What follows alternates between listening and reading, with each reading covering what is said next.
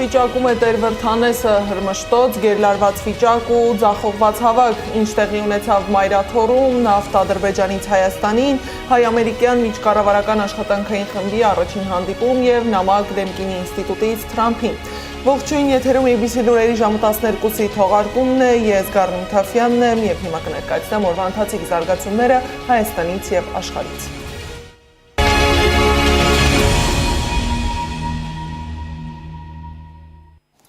Թրամփի ուղի նախագծի շրջանակում կայացել է Հայաստանի և Միացյալ Նահանգների աշխատանքային խմբի առաջին հանդիպումը։ Հայաստանի արտգործնախարարի տեղակալ Վահան Կոստանյանը կրկին հաստատել է, որ պաշտոնական Երևանը պատրաստ է ակտիվորեն աշխատանքներ տանել 2025 թվականի օգոստոսի 8-ին ստորագրված Խաղաղության խաչմերուկ նախագծի կարողությունների զարգացման ոլորտում գործընկերության, արհեստական բանականության և կիսահաղորդիչների ոլորտում նորարարական, էներգետիկա վտանգության ոլորտում գործընկերության մասին։ Հայաստանն ու Միացյալ Նահանգները փոխըմբռնման հուշագրերի իրականացման ուղղությամբ աշխատանք են ևս տարել։ Կողմերը պայմանավորվել են սեղմ ժամկետում շարունակել քննարկումները փորձագիտական մակարդակով ձեռք բերված կոնկրետ պայմանավորվածությունների կյանքի կոչման համար։ Զուգահեռ Ադրբեջանից նավթի առաջին խմբաքանակն արդեն Հայաստանի ճանապարհին է։ Ըստ ադրբեջանական լրատվամիջոցների դա նախատեսված է Ադրբեջանի և Հայաստանի միջև խաղաղության օրակարգի շրջանակում։ Պայմանավորվածությունը ձեռք են բերել նոյեմբերի 28-ին Գաբալայում Ադրբեջանի փոխվարչապետ Շահին Մուստաֆայևի և Հայաստանի փոխվարչապետ Մեհեր Գրիգորյանի հանդիպման ընթացքում։ Հայաստան կուղարկեն Սոկարի արտադրված AL-95 բենզինի 22 երկաթուղային վագոն։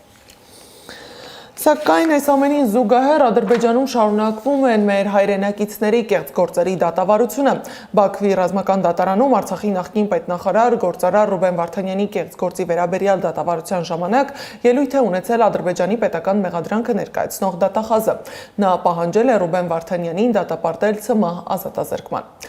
Իսկ այս ամենի ֆոնին Եվրոպական խորհրդարանը կոչ է արել Ադրբեջանին ազատ արձակել բոլոր քաղբանտարկյալներին։ Ընդունված բանաձևում խստորեն քննադատում են Բաքվի իշխանությանը, ընդդիմախոսներին, լրագրողներին և իրավապաշտպաններին ազգային անվտանգության անվան տակ ճնշելու համար, նշելով, որ Ադրբեջանի հետ հարաբերությունների առաջընթացը պետք է կապել իրական քայլերի հետ։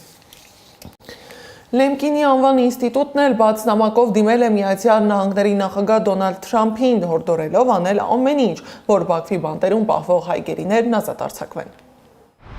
Նրանց ազատ արձակումը մեծ հումանիտար եւ աշխարհաքաղաքական հաղթանակ կլինի Միացյալ Նահանգների նախագահի համար եւ կամրապնդի Հարավային Կովկասում եւ Մերձավոր Արևելքում տևական խաղաղություն հաստատելու նրա ջանքերը։ Քանի որ նախագահ Թրամփը ձգտում է ցուցադրել Միացյալ Նահանգների հզորությունն ամբողջ աշխարհում, Ադրբեջանից հայ քրիստոնյա պատանդներին ազատելու հաջողված փորձը կհաստատի նրա հեղինակությունը ոչ միայն Ադրբեջանի, այլև Իսրայելի եւ Թուրքիայի նկատմամբ։ ԱՄՆ երկու դաշնակիցներ, որոնք սովորություն են դարձրել թելադրել իրենց կամքը։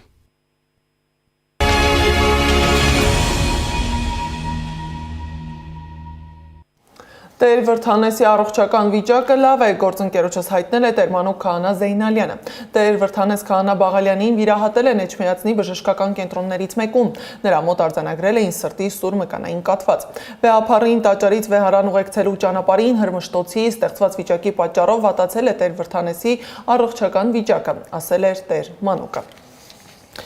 Աստվածակառույց Մայրաթոր Սուրբ Էջմիածինը հանուն հայության հոգևոր կենտրոն Սրբություն Սրբոցն անսասան է իր ազգընտիր և օծյալ սրբազնագույն վեհափառ հայրապետով, ասել է Մայրաթոր Սուրբ Էջմիածնի միաբան Ասողիկ Աբեղա Կարապետյանը, անդրադառնալով 3 Մայրաթորում տեղի ունեցածին։ Տեր Ասողիկը շնորհակալություն է հայտնել պետականամետ պատգամավորներին և քաղաքական ու հասարակական գործիչներին, արժանապատիվ ոստիկաններին և լրագրողներին։ Յուրաքանչյուրս պատասխան ենք տալու մեր խղճի, մեր ազգի, հայոց պատմության առջև։ Յուրաքանչյուրս ներկայանալու ենք ամենակալ Աստծո ահեղ դատաստանին։ Պատմական է թե մեր նվիրումն ու հավատարմությունը, մեր Սուրբ Ուխտի պահպանումը, թե մեր վատահոգությունն ու դավաճանությունը։ Որպես հոգևորական, որպես մի համեստ հայ քրիստոնյա երախտագիտությունս եմ հայտնում իմ սիրելի ազգակիցներին, որ ուխտի էին եկել Մայրաթոր, իրենց սրտագին աղոթքը մատուցելու Մայր տաճարում եւ իրենց նվիրումն ու հավատարմությունը հայտնելու առ հայոց հայրապետը եւ մեր եկեղեցական նվիրական կարգն ու կանոնը։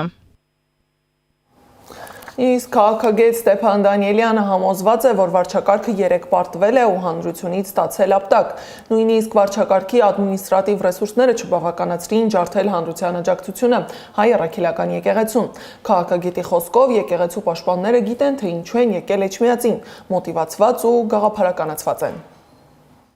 Թշնամի ճամբարը մոտիվացված չէ, գաղափարականացված չէ ու հիմնականում պատանդի կարգավիճակով է մասնակցում Մոլագարի նախաձեռնություններին, բայց նրանք չեն նահանջելու տեղ չունեն էլ։ Դեկտեմբերի 28-ին, հատկապես հունվարի 6-ին փորձելու են էլ ավելի կազմակերպված ձևով գրոհել Մայրաթոռը։ Մենք պետք է պատրաստ լինենք այդ սադրանքներին։